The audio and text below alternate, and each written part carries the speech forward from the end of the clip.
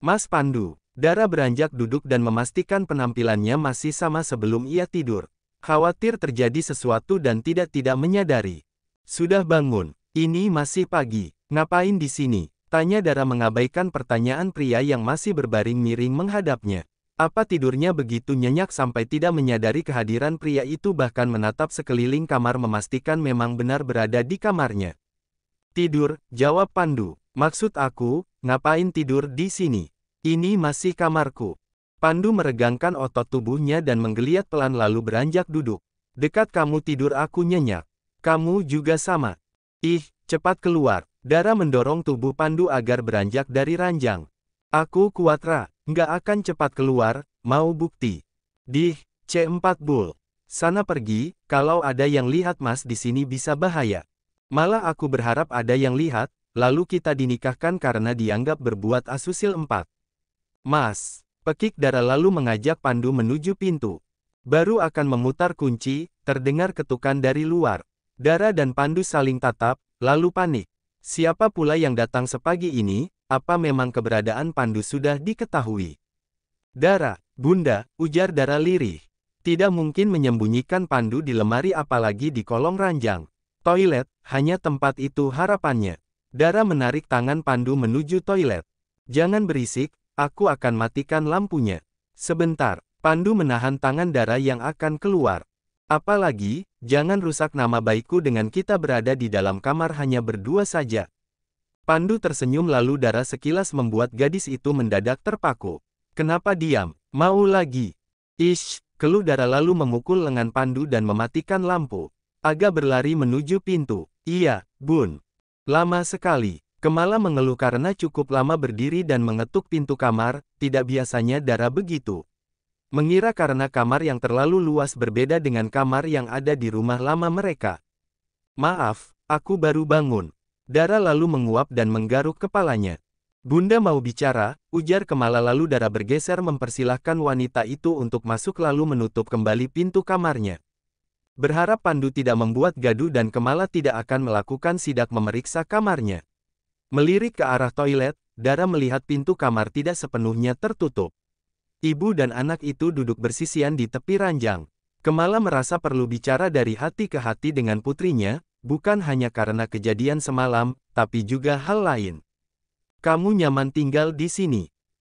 Biasa saja. Tidak penting juga Bun, karena bukan masalah tempatnya.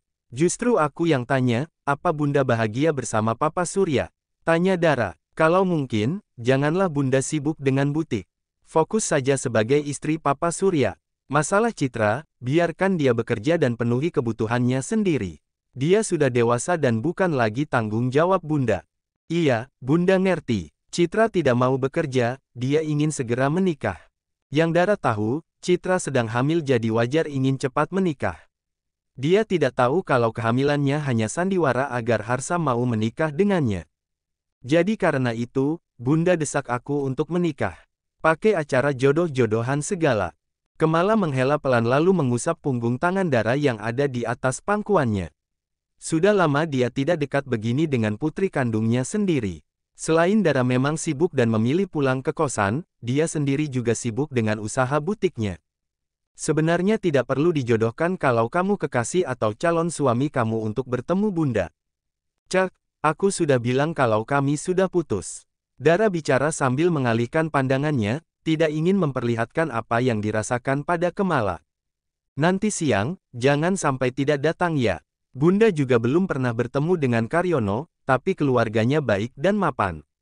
Semoga kalian cocok. Dara hanya bergumam pelan merespon permintaan Kemala, padahal dia sudah berencana hanya menemui pria itu lalu mengatakan ia tidak suka dan tidak sreg dengan pria itu. Citra menyukai seseorang dan dia ingin Bunda bicarakan serius dengan Papi Jaya juga Mas Surya, ungkap Kemala. Tentu saja di pikiran Dara yang dimaksud pasti Harsa. Dia bilang kamu sedang dekat dengan Pandu, apa benar? Hah, Citra menyukai Pandu, jadi. Tunggu, Dara terkejut mendengar ucapan Kemala, sedangkan di dalam toilet Pandu mengumpat pelan mendengar ucapan Bunda Dara. Meskipun ia tahu dari gerak-gerik Citra, tapi tidak sedikit pun tertarik. Citra menyukai Mas Pandu, lalu bagaimana dengan Mas Harsa?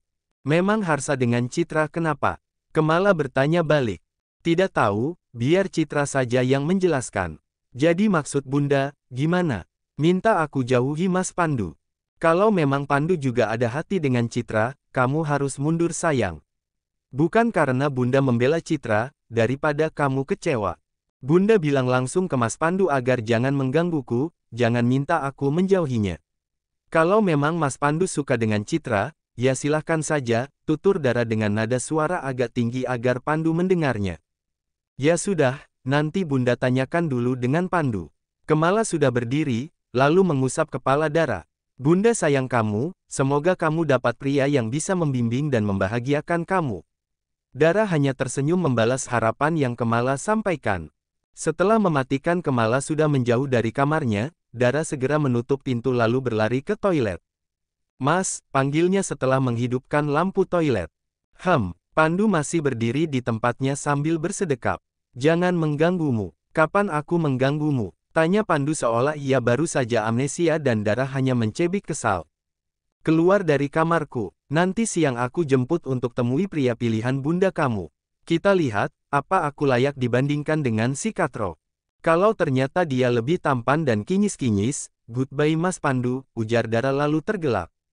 Lihat saja nanti, pasti aku balas, mobil Pandu sudah berhenti di area parkir sebuah butik. Setelah menemui rekanan bisnis dan masih ada waktu sebelum menjemput Dara, ia memutuskan mendatangi butik milik Kemala. Tentu saja urusannya ada hubungan dengan pembicaraan Kemala dan Dara yang ia sengaja dengar pagi tadi. Sudah diantar menuju ruang kerja Kemala, wanita itu terkejut dengan kedatangan Pandu. Kebetulan sekali, Mbak ada perlu denganmu. Siapa sangka malah datang kemari, ujar Kemala memulai pembicaraan. Pandu hanya tersenyum tipis dan menghela pelan, berusaha untuk tetap sabar meski rasanya sangat emosi mengingat sikap yang Dara dapatkan dari bundanya sendiri. Oh iya, ada apa gerangan? Tanya Pandu meski sudah bisa menduga pasti masalah Citra. Kamu tahu, kan Mbak ada 2 anak perempuan. Dara dan Citra. Bukannya Citra hanya anak sambung ya, ujar Pandu dengan sengaja. Bukan masalah anak sambung atau kandung, yang jelas keduanya adalah putriku. Citra, dia mengatakan kalau ada perasaan dengan kamu. Jadi, sebentar, ucap Pandu menyela penjelasan Kemala. Aku tidak bisa, karena sudah ada gadis lain di hati ini. Apalagi Citra, dia terlalu, bukan tipe idamanku dan tidak bisa dibandingkan dengan gadis yang aku cintai. Kemala terdiam mendengar penolakan Pandu, padahal dia belum selesai penjelasannya.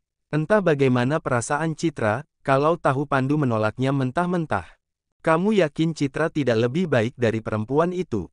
Tentu saja, bahkan tidak ada seujung kuku pun. Aku tidak akan minta maaf karena sudah merendahkan Citra, tapi begitu adanya. Keperluan Anda sudah bukan. Sekarang giliranku, tutur Pandu dan Kemala hanya bisa diam mendengarkan penuturan Pandu. Tidak bisa mengelak apalagi protes karena kejujuran Pandu. Tidak bisa pula dia memaksa agar pria itu mau menerima putrinya. Akan beda cerita kalau posisi keluarga Kemala berada di atas level keluarga Mahendra, mungkin bisa memaksakan kehendaknya menjodohkan Pandu dengan Citra. Ini tentang Dara. Ada persoalan lain yang harus Anda ketahui tentang Dara. Termasuk mantan kekasih dan konspirasi apa yang sudah terjadi sampai Dara memutuskan mengakhiri hubungannya. Maksudnya apa? Tanya Kemala heran karena malah membahas Dara dengan kekasihnya. Sebagai ibu Anda tidak peka, bagaimana mungkin lebih membela Citra?